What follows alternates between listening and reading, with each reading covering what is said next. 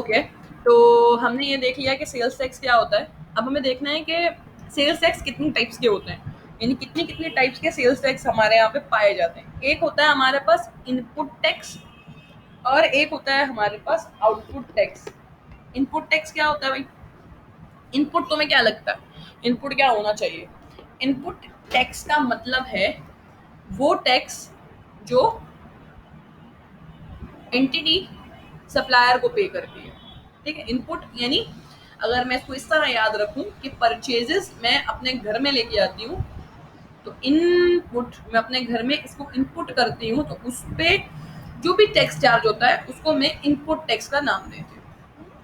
सही है, परचेजेस मैं परचेजेस अपने घर के लिए करती हूँ, और जो भी टैक्स चार्ज होता है उसको जो भी परसेंटेज चार्ज होता है उसको मैं इनपुट टैक्स का नाम देती हूँ। और जो मैं सेल्स बाहर वालों से करती हूँ, जो मैं सेल्स अपने बाहर वालों से करती हूँ, उसको मैं आउटपुट टैक्स का नाम देती हूँ। जो भी चार्ज मैं अपने कस्टमर से करती हूँ उसको मैं आउटपुट टैक्स का नाम देती हूँ। ठीक है, तो आउटपुट मतलब बाहर वालों से, और अपने घर के लिए कोई चीज परचेज करने का मतलब है इनपुट टैक्स। ठीक है, तो एक होता है आपके पास इनपुट टैक्स जो कि परचेजेस पे चार्ज किया जाता है, एक होता है आपके पास आउटपुट टैक्स जो कि सेल्स पे आप कस्टमर से लेते हैं। यहाँ आप देते हैं, यहाँ आप लेते हैं। जाहिर है ना, तुम परचेज करोगे तो दोगे ना, सप्लायर चार्ज करेगा, और यहाँ पे तुम कस्टमर से रिसीव कर रहे होगे। कैसे?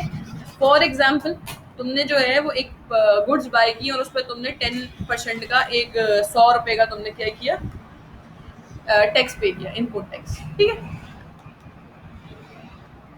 और तुमने जो है वो 200 रुपए का, लेट्स से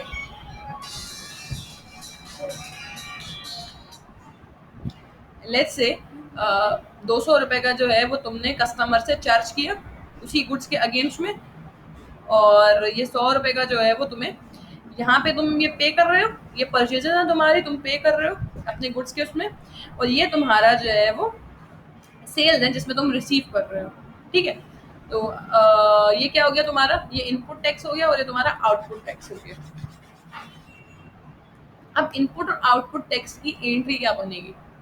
तो इनपुट टैक्स तुम्हारा जो है वो इस तरह होता है, परचेजेस डेबिट, क्योंकि परचेजेस आ रही है जाहिर है, और डेबिट सेल्स टैक्स, क्योंकि तुम्हारा एक्सपेंस है जाहिर है, तो डेबिट होगा।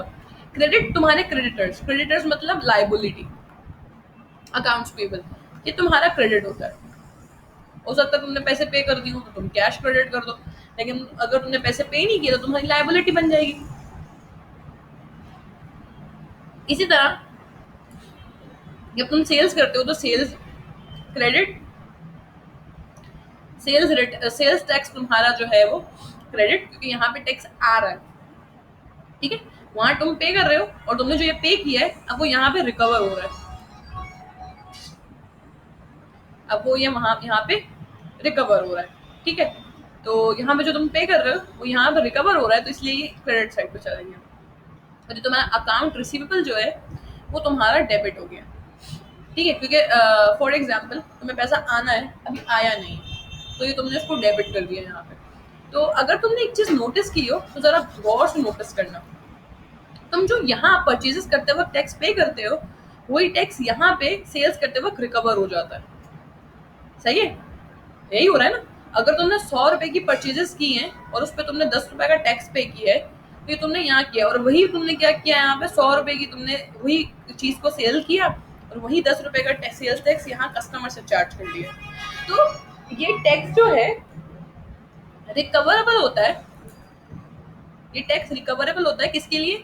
कंपनी के लिए। किसके लिए? हमारे लिए नहीं बेटा, कंपनी के लिए। कंपनी के लिए रिकवरेबल होता है, वो जो परचेजेस में टैक्स भरती है वही टैक्स वो अपने कंज्यूमर से दोबारा रिकवर कर देती है, तो ये टैक्स रिकवरेबल होता है। इसको इसलिए कहते हैं कि टैक्स, सेल्स टैक्स का अल्टीमेट जो बर्डन होता है वो होता है कंज्यूमर के ऊपर, कंपनी के ऊपर नहीं, कंज्यूमर के ऊपर होता है।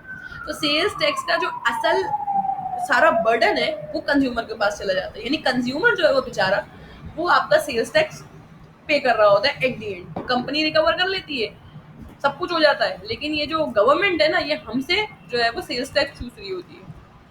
तो यानी एंट्री के हिसाब से तुम देखो तो एंट्री बनती है purchases debit, sales tax debit और अकाउंट रिसीवेबल या क्रेडिटर क्रेडिट अगर तुम परचेजेस कर रहे हो यानी तुम इनपुट टैक्स पे कर रहे हो।